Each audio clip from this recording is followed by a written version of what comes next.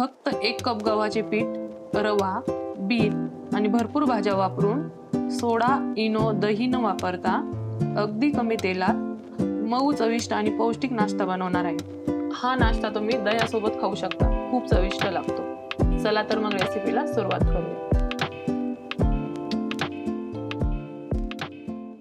मी इथं घेतलं आहे 1 कप गव्हाचं पीठ,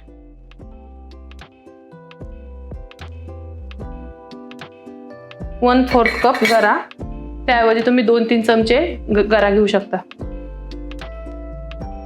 मीठ 1 चमचा, 1 चमचा लाल मिरचीचा कूट, थोडीशी हळद, अर्धा चमचा धना पावडर, थोडासा गरम मसाला. आता हे मिक्स करून घेऊ आपण.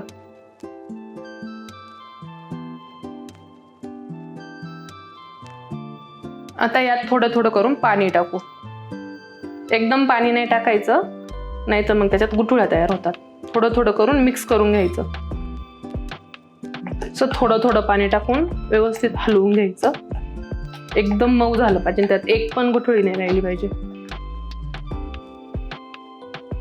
आता मी यामध्ये 1 कप आणि त्याच्यापेक्षा थोडंसं जास्त पाणी टाकलेलं आहे, कारण यामध्ये आता आपण जो रवा टाकलेला आहे ना, तो भिजत ठेवल्यावर थोडा फुगणार आहे. आता याला 15-20 मिनिटं असं झाकून ठेवू आणि तोपर्यंत भाज्यांची तयारी करून घेऊ. इथे मी भाज्या घेतलेल्या आहे. 1 कांदा, 1 टोमॅटो, शिमला मिरची, थोडंसं किसलेलं बीट, गाजर ते पण किसून घेतलेलं आहे, 2 हिरव्या मिरच्या आणि कोथिंबीर. आता ह्या भाज्या आपण चॉपरमध्ये एकदम बारीक करून घेऊ. तुमच्याकडे चॉपर जर नसेल तर एकदम बारीक कापून घ्यायच्या.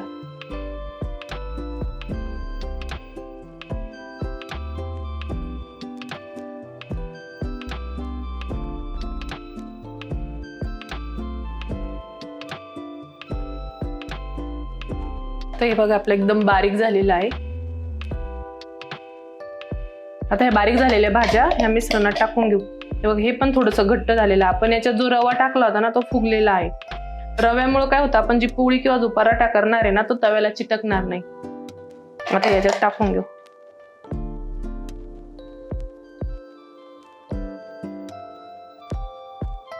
किसलेलं गाजर, बीट,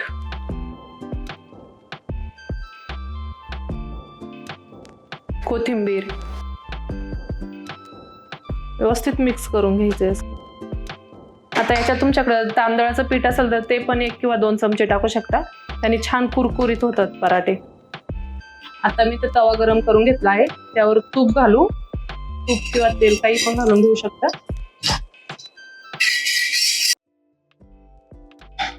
तव्यावर आता हे बॅटर घालून घेऊ.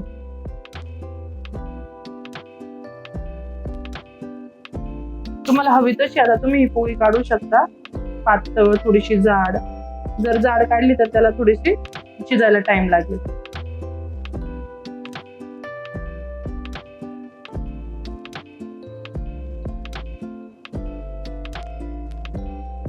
यावर झाकण ठेवू आता 2-3 मिनिट. गॅस हा कमीच ठेवायचा, नाही तर मग ते खालून करपतं परत. मधून मधून चेक करत राहायचं.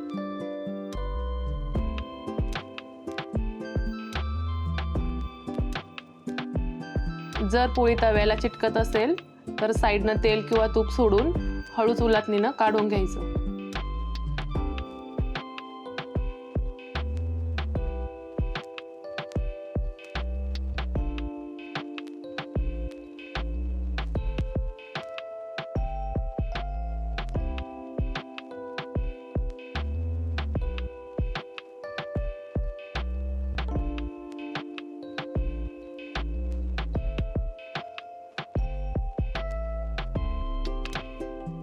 साईडनं वाटलं तर असं थोडंसं तूप घालून घेऊ शकता.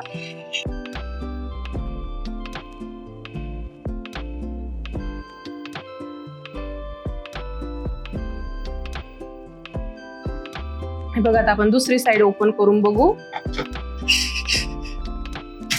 हे बघा, छान भाजलेला आहे.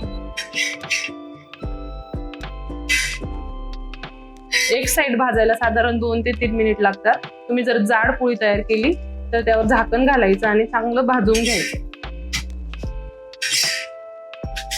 हे बघा आपला हेल्दी नाश्ता तयार आहे. आपण त्यात सर्व भाज्या टाकल्या होत्या त्यामुळे एकदम हेल्दी नाश्ता तयार आहे.